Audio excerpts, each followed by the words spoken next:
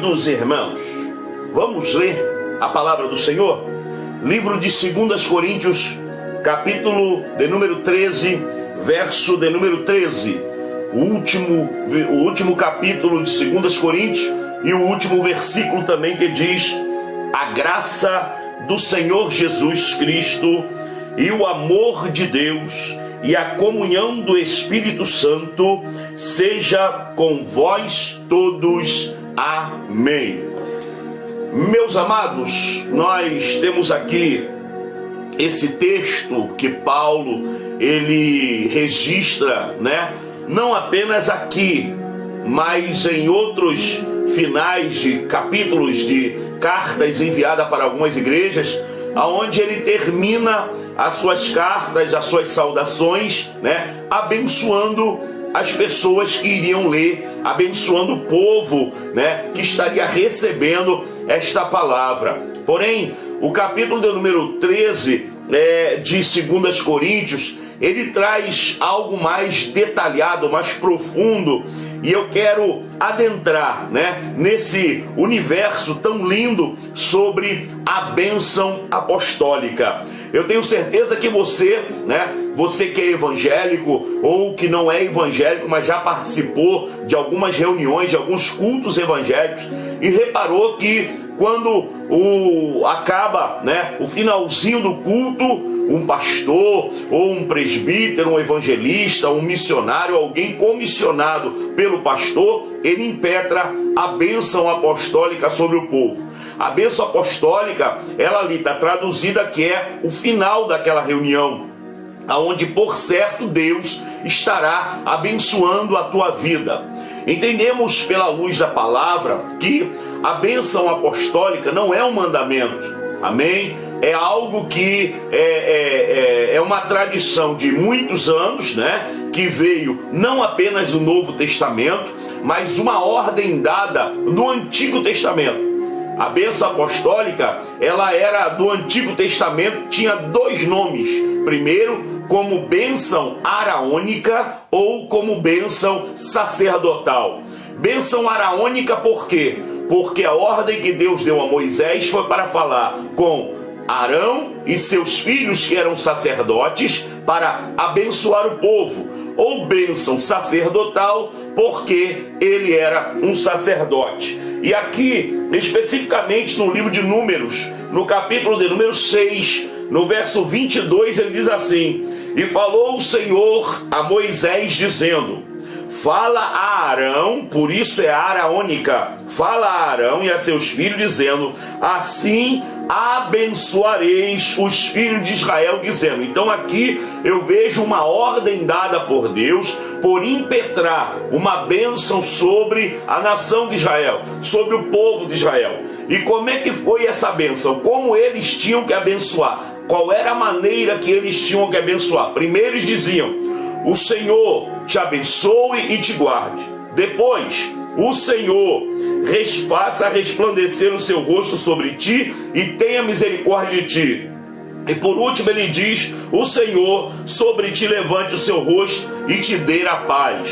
E assim porão o meu nome sobre os filhos de Israel e eu os abençoarei. Aqui nós vemos que o Senhor, ele dá uma ordem expressa a Moisés para falar com Arão, que era o sacerdote, responsável pelos ensinamentos, responsável pela adoração, responsável por levar ao povo ao conhecimento de Deus e a adoração a Deus. Então, ele, como esse responsável, pelos sacrifícios, pelas ofertas, pelos holocaustos, ele tinha que abençoar o povo. E a partir desta data, a partir deste episódio, o povo passa a receber uma bênção especial de Deus, proferida por um sacerdote, que era aqui no caso de Arão e dos seus filhos. E eu observo aqui que lá no capítulo 13 que nós lemos, nós vemos aqui explicitamente, ainda que não tenha o nome Trindade, mas nós vemos aqui, ou conhecemos como a bênção trinitariana, a bênção que expressa aqui a Trindade. Observa aqui que diz: a graça de Jesus, o Filho, o amor de Deus, o Pai, e a comunhão do Espírito, o Santo, que forma a Trindade. Já lá no livro de Números, nós não temos a Trindade, mas nós temos aqui o conhecimento, como eu já disse em outras pregações e outras palavras, né, que o próprio livro de Hebreus fala que as coisas que estão no Antigo Testamento são sombras, tá, daquilo que iria acontecer no Novo Testamento. Então, como que eu vejo a Trindade na bênção que foi lá de Arão? Primeiro, ele diz 3 vezes a palavra Senhor. Observa, versículo 24, 25, 26, ele diz: o Senhor te abençoe e te guarde. O Senhor resplandeça o teu rosto sobre ti. O Senhor levante seu rosto e tenha misericórdia. Então, nós vemos aqui expressa também a forma de 3 vezes a palavra Senhor. A palavra Senhor, tá, está aqui aplicada como se houvesse a Trindade do Novo Testamento, né, ofuscada nessa bênção sacerdotal impetrada por Arão e seus filhos. Então eu quero aqui destrinchar, trazer para os irmãos que é normal, tá, nos cultos das nossas igrejas nós terminarmos com a bênção apostólica. Essa bênção apostólica, alguns podem, né? Eu tenho a grata satisfação, né, de ter aprendido com meu velho e bom pai, né, que hoje mora na glória com o Senhor. Papai gostava de cantar. Papai, ele era muito difícil ele impetrar a bênção. Ele gostava de cantar com toda a igreja. Só que quando ele diz seja conosco, a igreja cantava seja conosco, ele levantava a mão e dizia seja convosco. Ele, como sacerdote de Deus, o pastor da igreja, ele impetrava a bênção de Deus sobre aquelas pessoas que ali estavam adorando ao Senhor. A bênção apostólica, irmão, basicamente ela significa a expressão, né, da eficácia, da graça de Deus, do amor de Deus, da comunhão do Espírito, que resultam para nós num peso de bênção, de vitórias, né, de relacionamento. É uma forma carinhosa e espiritual de Deus poder nos despedir da casa dele, do momento de adoração, com a bênção dele sobre a nossa vida, né? A gente até costuma dizer para não sair antes da bênção apostólica, né? Outros dizem que a bênção é o final de um trabalho, mas não é uma regra, tá bom? Existem outras igrejas que não impetram a bênção apostólica, falam um versículo no final, porque não é uma ordenança, né, de Jesus. Porque as ordenanças de Jesus é apenas o batismo, tá, e a ceia do Senhor. O batismo é uma ordenança, ide por todo mundo, batizai todas as nações, e a ordenança segunda é a ceia, quando ele disse, fazei memória de mim. Então o que ele está querendo aqui dizer é que essas duas afirmações, elas não encontram apoio na bênção apostólica. A bênção apostólica foi mais algo trazido, né, como um bom costume do Antigo Testamento para abençoar o povo. E não vejo, né, nenhum versículo da Bíblia que me proíbe de impetrar bênção. Não vejo. E também não vejo nenhum versículo me obrigando a impetrar bênção.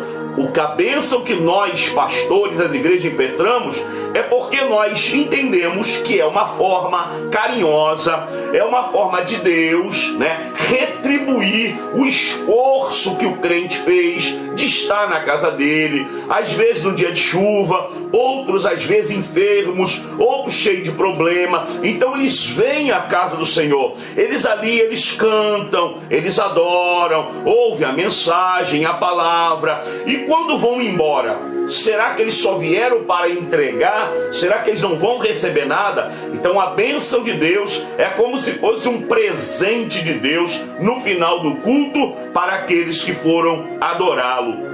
A bênção aqui, o apóstolo Paulo, ele fala sobre a Trindade e ele atribui, né, cada fato a um desses da Trindade, a um componente da Trindade. A Jesus, o Filho, ele atribui a graça. A Deus, o Pai, ele atribui o amor. E ao Espírito Santo, ele atribui a comunhão ou a companhia. Então observa que dentro desta palavra é muito gratificante entendermos que quando nós saímos da igreja, depois da bênção apostólica, nós saímos dali entendendo que comigo está a graça de Jesus, o amor de Deus e a comunhão do Espírito Santo.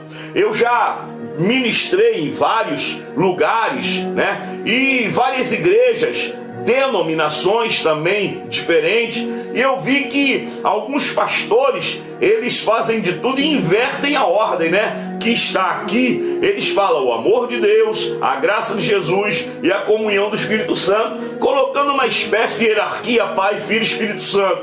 Mas Paulo aqui, ele não coloca como Pai, Filho e Espírito Santo, ele coloca como graça, amor e comunhão.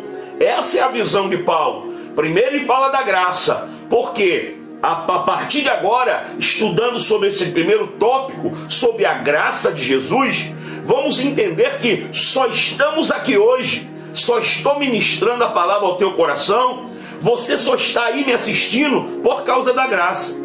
Só estamos de pé hoje por causa da graça. Só estamos vencendo as nossas batalhas por causa da graça. Precisamos da graça do Senhor na escola onde estudamos. Precisamos da graça do Senhor no serviço onde trabalhamos. Precisamos da graça do Senhor dentro do nosso lar, na igreja. Precisamos da graça do Senhor para acordar pela manhã. Precisamos da graça do Senhor para resolver as nossas situações, para receber um conselho de Deus. A graça, ela é abrangente, né? A graça, ela não tem apenas um alvo, um foco, não, ela é abrangente. Observa que a palavra graça em si, ela vem até do latim, né? Gratia, que quer dizer imerecido, aquilo que não se merece, né? Você não mereceu receber tal coisa, isso é graça, né? É uma forma, uma manifestação de Deus pela sua vida, a qual nem o seu próprio Filho ele poupou. Isso é graça, né? Ele prova para nós que nós mesmos, pecadores, sem merecer, ele derramou a sua graça sobre nós. Aí você me pergunta, mas pastor, aonde essa graça foi derramada? Bom, essa graça, ela foi derramada lá na cruz do Calvário. Quando Jesus estava ali, né, com seus braços abertos ali, morrendo naquela cruz, ali a graça de Deus foi manifestada, né? A graça se revela para nós, o favor que nós não poderíamos resolver pagar, né? Jesus veio e pagou em nosso lugar com a sua própria vida, derramando seu sangue na cruz do Calvário. Então, a graça, ela tem a função, né, de nos levar à salvação.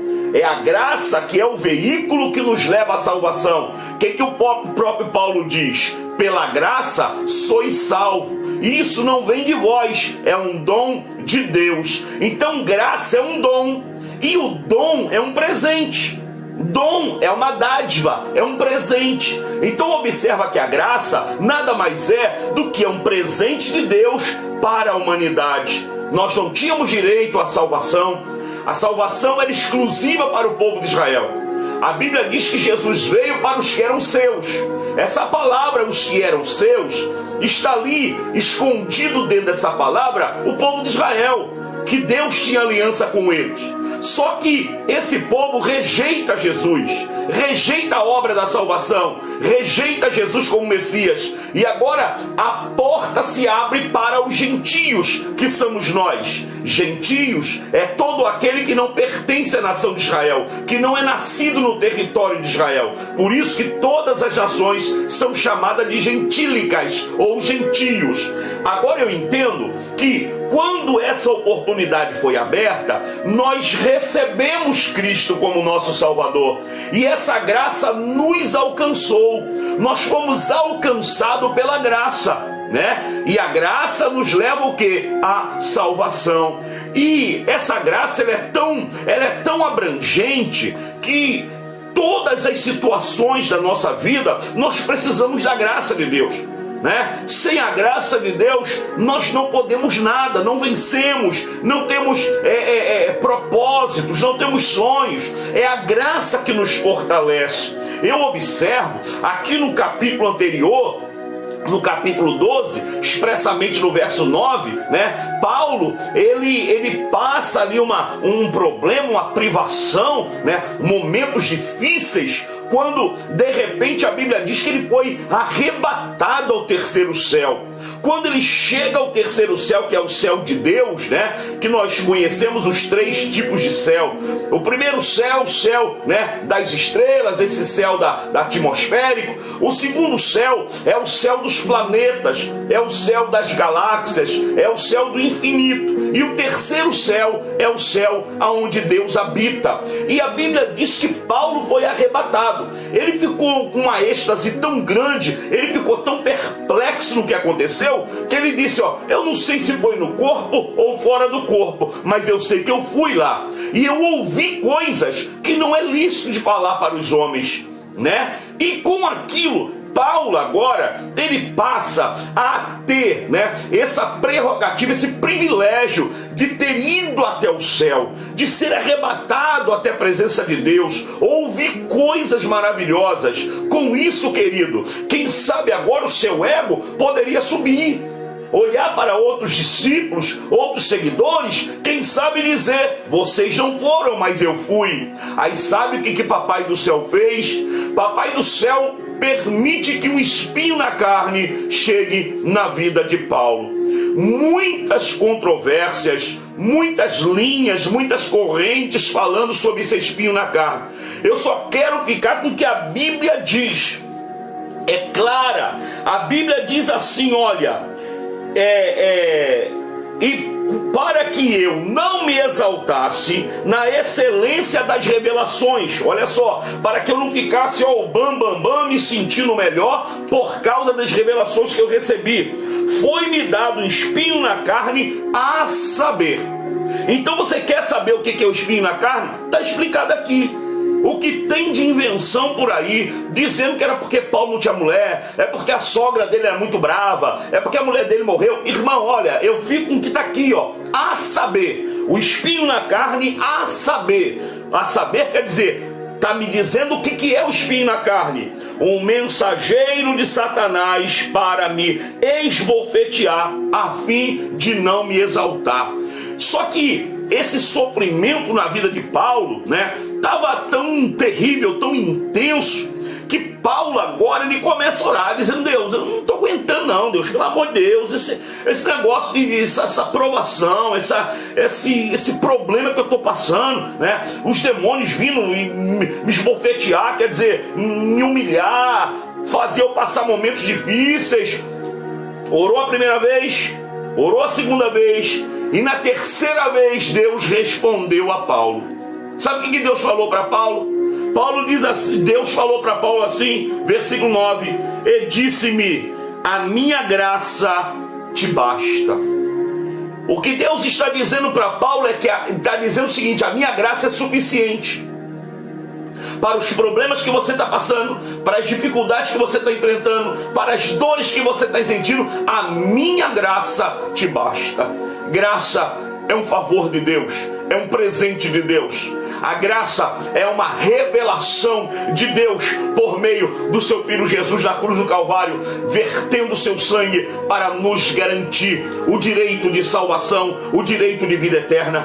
Então, em primeiro lugar, Paulo está dizendo, ei, você vai levar para a tua casa, sabe o que? A graça do Senhor Jesus.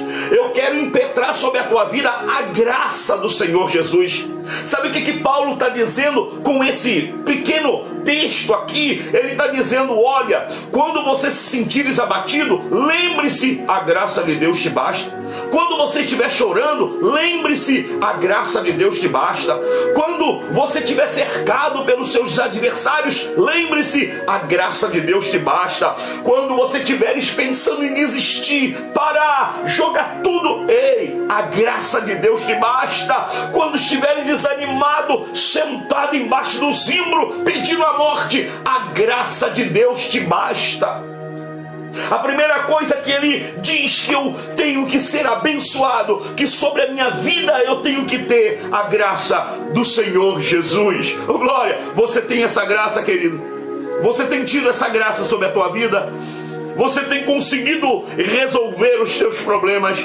Você tem conseguido atenuar, dirimir os problemas que vêm como tempestade sobre a tua vida? Isso é graça. Você tem ficado de pé no meio da tempestade? Isso é graça. Você tem conseguido sorrir no meio da tristeza? Isso é graça. Você tem tido paz em meio à guerra? Isso é graça. A graça de Deus te basta. Só que Paulo agora, ele diz sobre o segundo tópico dessa bênção, a tríplice bênção. O primeiro é a graça. O segundo, ele diz o amor de Deus. Só que é tão lindo, querido.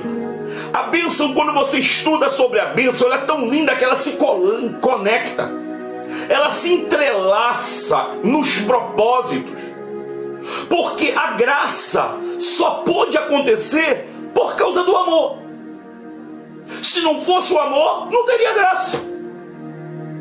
O que foi a graça? Jesus morrer na cruz do Calvário e a morte dele gerar salvação. Resultou em graça, favor que nós não merecemos. Bom, o que levou Jesus a descer da glória, subir naquela cruz e morrer por nós? O que foi? O amor de Deus. Está entendendo? Está entendendo como a importância da bênção sobre a tua vida? Sobre o amor de Deus. Tem hora que a gente para e medita. Quem somos nós para sermos alvo do amor de Deus? Quem somos nós para sermos alvo da graça de Deus? Sabe, queridos, quando eu olho para a minha vida, olho para o meu passado, o que eu já fiz, por onde eu passei, quanta tristeza eu já dei para o meu pai e para minha mãe, quantas lágrimas eu tirei dos olhos da minha esposa, quantas decepções eu já fiz meus filhos sentirem, quanta vergonha eu já passei comigo mesmo.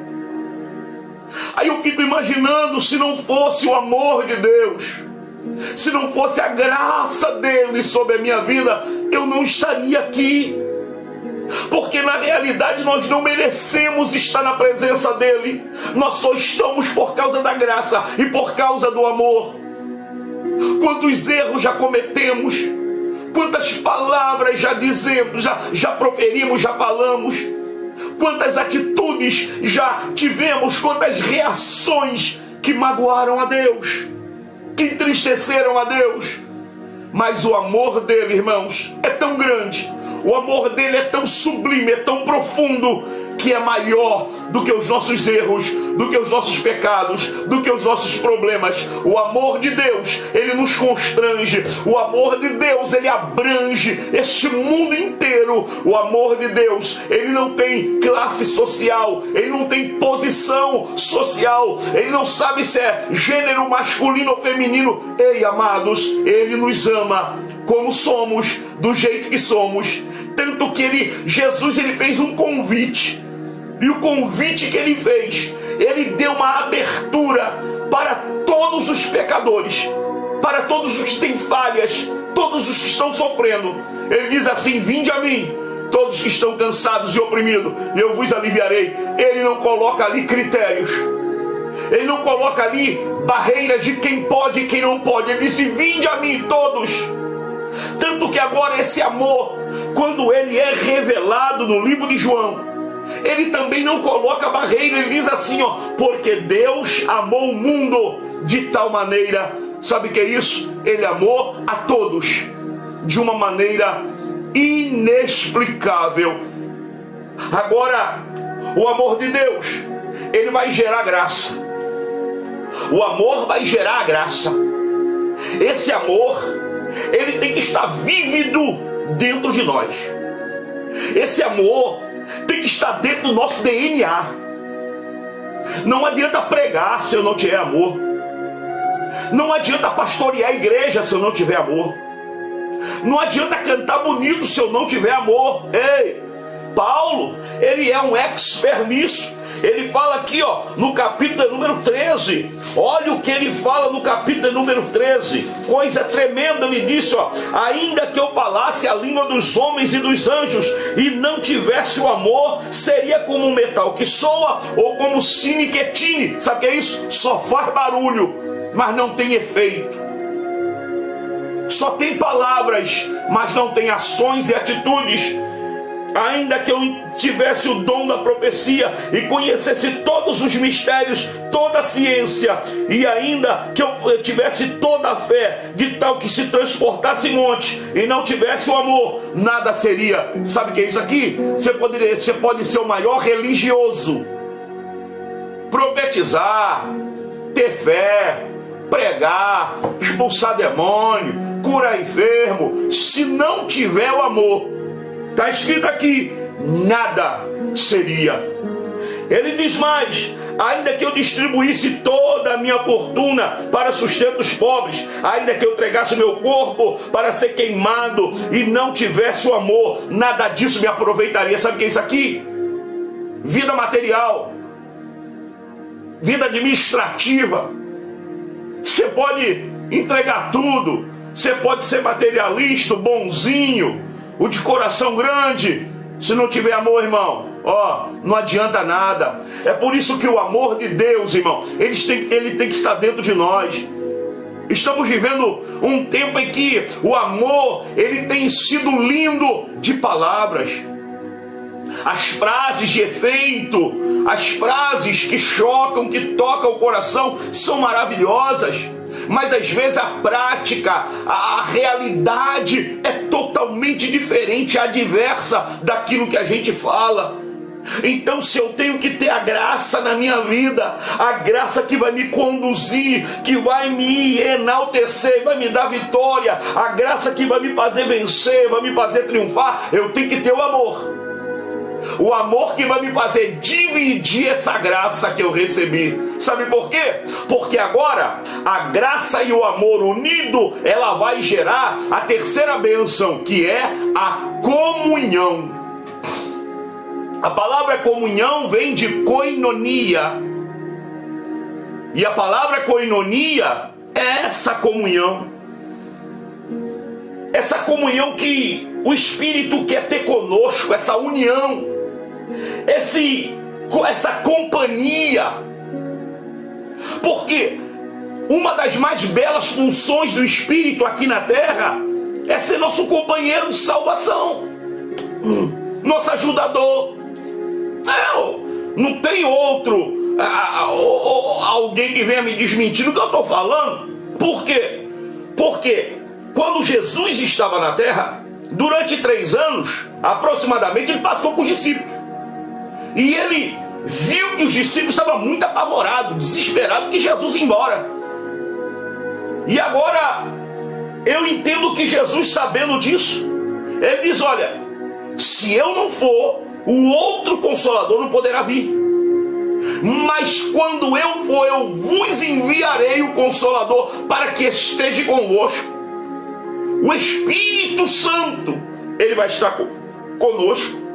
Sabe, queridos, o que eu vejo neste texto de Paulo é que ele queria, irmãos, abençoar a nossa vida com a graça, com o amor e com a companhia do Espírito Santo. Você já se sentiu sozinho, procurando uma resposta no encontro? Você já se sentiu desamparado no meio da tua família grande? Você se sentiu num deserto, às vezes dentro de uma igreja cheia? São momentos que a gente passa, momentos difíceis que a gente enfrenta na nossa caminhada. E às vezes não adianta você contar nada para ninguém, porque muita gente não vai entender o teu momento. Mas tem alguém chamado Espírito Santo. Ele te conhece. Ele é teu amigo. Ele é teu companheiro. A Bíblia chega a dizer que ele nos ajuda a orar como convém. Às vezes a gente nem sabe orar. Não temos nem palavra. Só tem gemido como teve Ana. Ana só tinha gemido lá no templo. Foi até acusada que estava embriagada, estava bêbada. Mas o Espírito Santo conhecia o coração dela. Até as lágrimas dela o Espírito Santo estava interpretando. Conhece até as nossas lágrimas, nosso gemido, nos conhece por dentro. Esse Espírito Santo, ele quer ser a nossa companhia. Principalmente nos dias que estamos vivendo, que dá a entender pela luz da palavra que estamos nos dias finais. Estamos nos últimos dias da igreja na terra. Aonde o inimigo tem acirrado a sua batalha contra a nossa família, contra a nossa vida espiritual. Não pense você que os pastores estão na linha de frente de batalha, tão livre de ataque, querido. Nós somos os primeiros, os alvos. O inimigo entende que se ele derrubar o líder, ele acaba com o restante do rebanho. Um rebanho de ovelhas sem o líder se dispersa, cada um por um caminho. Um cai na cachoeira para beber água, outro come erva venenosa, outro é comido pelo lobo, e assim vai, cada um pelo seu caminho. Tem que ter um pastor para conduzir, e o diabo já entendeu isso.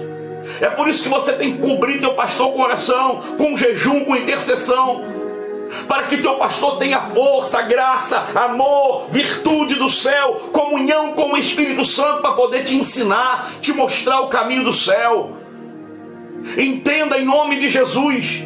Eu hoje, nesse domingo, vim aqui para abençoar a tua vida com a mesma bênção que Paulo, chamado de bênção apostólica, lá do Antigo Testamento, bênção araônica ou bênção sacerdotal, mas do Novo Testamento, aonde foi extraído essa ideia, essa fórmula, esse formato chamada de bênção apostólica. Na nossa igreja, nós temos até um costume. Quando vai dar a bênção apostólica, os irmãos ficam tudo com a mãozinha assim, é até bonito. Todo mundo com a mãozinha assim, pela fé, irmão. Simbologia, como se fosse recebendo a graça do Senhor e colocando o seu coração sobre a sua vida. A graça de Jesus é que nos faz superar todas as nossas dificuldades.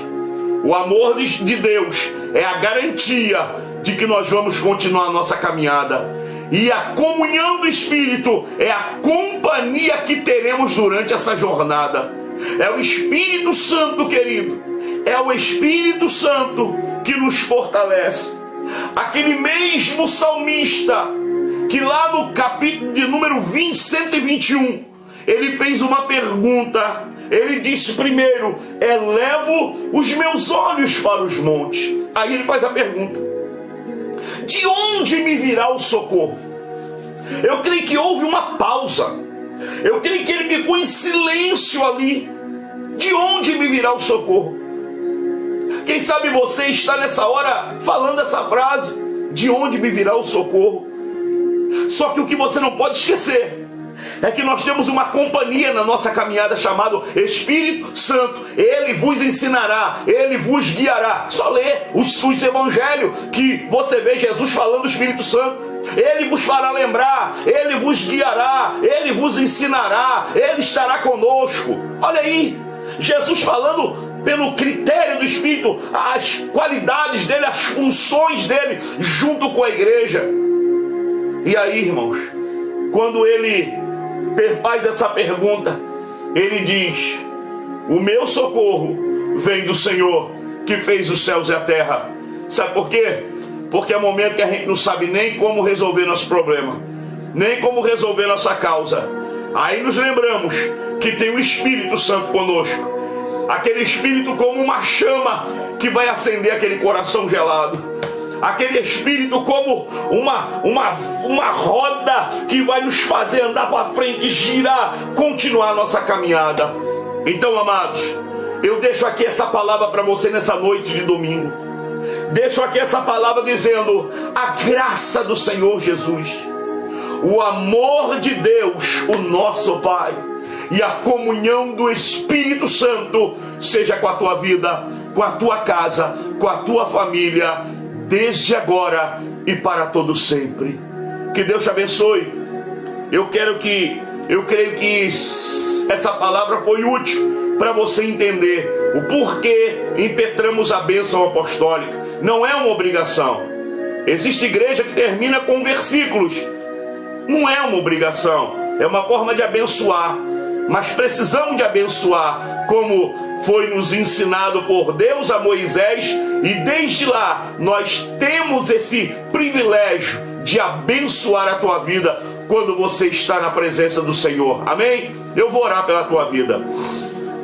Querido Deus, em nome de Jesus, ó Deus, eu quero neste momento, Senhor, como líder da tua igreja, pastor, também como ovelha, mas escolhido por ti para pastorear um rebanho. Ó Deus, eu quero dizer quantas ovelhas estão me ouvindo neste momento e que ainda verão este vídeo, Pai. Eu quero abençoar esta vida, eu quero abençoar esta casa, eu quero impetrar, Senhor, a tua graça, Jesus. Eu quero impetrar o teu amor, ó Deus. Eu quero impetrar, Pai, a comunhão do teu Espírito sobre cada um daqueles que estão nos assistindo, que possam conseguir, Pai, superar seus medos, vencer suas barreiras, vencer, Senhor, seus obstáculos e alcançar a vitória em nome de Jesus. Que todos nós que servimos a Ti possamos ser abençoados em nome de Jesus. Amém. Queridos, que Deus os abençoe e até a próxima em nome de Jesus.